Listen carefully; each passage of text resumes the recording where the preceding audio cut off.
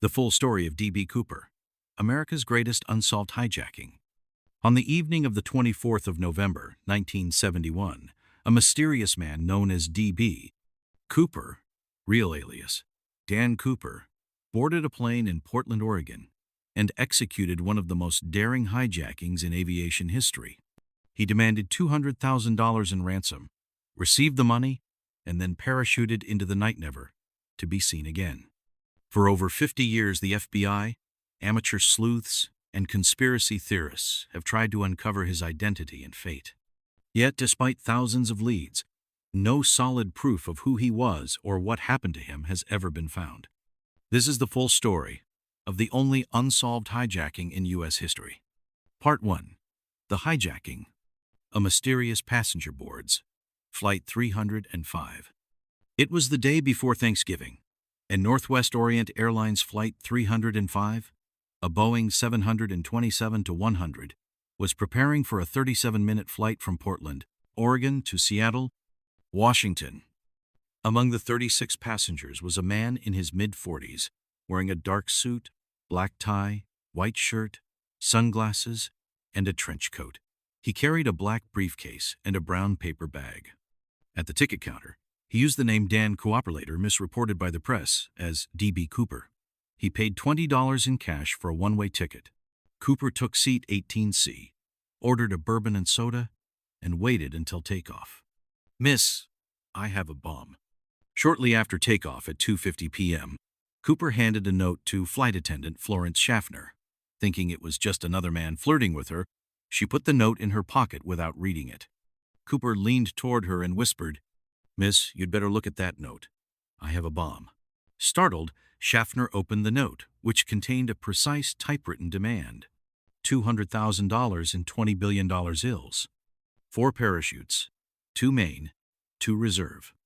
A fuel truck ready in Seattle for a second flight. To prove he was serious, Cooper opened his briefcase. Inside, she saw 8 red cylindrical sticks, appearing to be dynamite, wires, and a battery.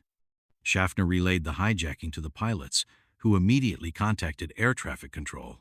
The crew was instructed to cooperate fully with Cooper's demands. Part 2. The Ransom Exchange in Seattle.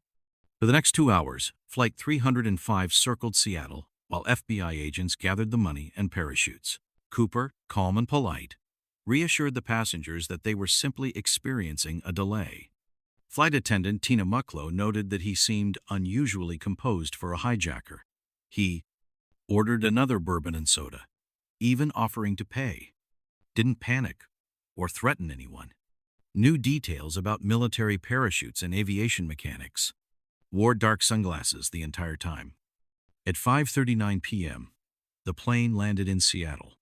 Cooper allowed all 36 passengers and flight attendant Schaffner to leave in exchange for the $200,000, about $1.5 million today, and parachutes. However, he kept the flight crew on board, ordering them to fly to Mexico City. Part 3. The Jump into History. Flight to Mexico with a secret plan. At 7:40 p.m., Flight 305 took off again, now flying south toward Reno, Nevada for refueling. Cooper gave strict instructions to the pilots. Fly no higher than 10,000 feet. Keep flaps at 15 degrees and speed at 200 miles per hour. Keep the landing gear down. Fly with the rear stairway unlocked, a unique feature on Boeing 727s. The pilots objected, but Cooper insisted, suggesting he knew about the aircraft's design. He's gone. At 8:13 p.m., flying over dense forests near the Lewis River, Washington, a sudden change in air pressure occurred, suggesting that someone had opened the rear stairs.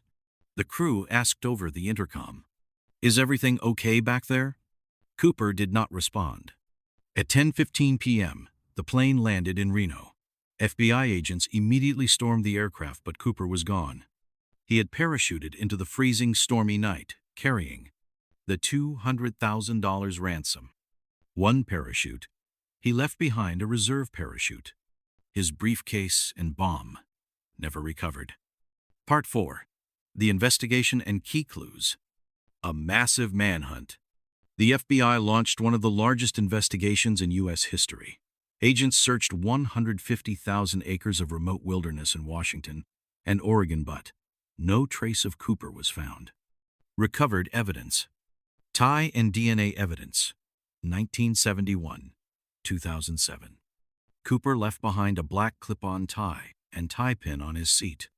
In 2007, forensic experts found titanium and rare metals on the tie, suggesting he may have worked in aerospace or heavy machinery. The money discovery. 1980. In 1980, an 8-year-old boy named Brian Ingram found $5,800 in decomposed $20 bills buried along the Columbia River in Washington. The serial numbers match the ransom money, but the rest of the cash has never surfaced. Part 5. Theories and suspects. Did he survive? Some experts believe he died in the jump with no proper gear, freezing temperatures, and dense forest terrain. Others think he escaped and lived quietly, never spending the ransom money to avoid detection. Top suspects. Kenneth Christensen, flight attendant. Worked for Northwest Orient Airlines and knew Boeing 727 mechanics. Left behind a suspicious amount of money for his brother after his death. Confessed on his deathbed, but no concrete evidence links him. Robert Rackstraw, military veteran.